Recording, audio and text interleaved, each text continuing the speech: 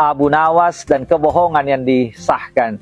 Diceritakan Abu Nawas berjalan di tengah pasar sambil melihat ke dalam topinya lalu tersenyum bahagia. Orang-orang pun heran dan bertanya, "Abu Nawas, apa yang kau lihat dalam topimu membuatmu tersenyum bahagia?" Abu Nawas menjawab, "Aku sedang melihat surga dan dihiasi barisan bidadari." "Bisakah aku lihat?" tanya salah seorang yang penasaran di antara mereka. "Bisa," jawab Abu Nawas. "Tapi saya tidak yakin apa yang aku lihat bisa kalian lihat. Karena hanya orang yang beriman dan orang soleh saja yang bisa melihatnya."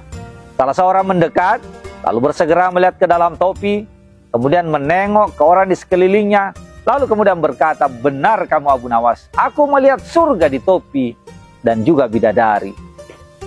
Dari sekian banyak orang yang melihat ke dalam topi, banyak yang mengaku justru tidak melihat apa-apa. Lalu mereka menarik kesimpulan bahwa Abu Nawas sebenarnya telah berbohong.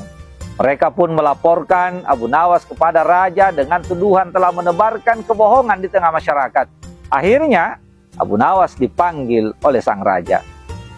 Saat dipanggil, raja bertanya, "Benarkah di dalam topimu bisa melihat surga dan bidadari?" "Benar Paduka," jawab Abu Nawas, "tapi hanya orang yang beriman dan yang orang soleh saja yang bisa melihatnya. Jika tidak melihatnya, berarti dia kafir." "Kalau Paduka Raja mau menyaksikannya sendiri, silahkan," kata Abu Nawas. "Baiklah, kalau begitu saya akan menyaksikannya langsung," kata raja. Tentulah raja tidak melihat surga apalagi bidadari dalam topi Abu Nawas. Tapi raja tiba-tiba berpikir, kalau ia mengatakan tidak melihat surga dan bidadari, berarti ia termasuk tidak beriman. Akibatnya ini akan bisa merusak reputasi sang raja. Maka raja itu pun berteriak girang, "Engkau benar Abu Nawas, aku menyaksikan surga dan bidadari di dalam topimu." Rakyat yang menyaksikan reaksi rajanya itu lalu diam 1000 bahasa dan tak ada lagi yang berani membantah Abu Nawas. Mereka takut berbeda dengan raja.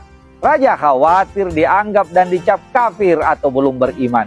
Akhirnya konspirasi kebohongan itu yang ditebar oleh Abu Nawas mendapat legitimasi dari sang raja. Teman-teman, jika ketakutan sudah menenggelamkan kejujuran, maka kebohongan pun akan merajalela.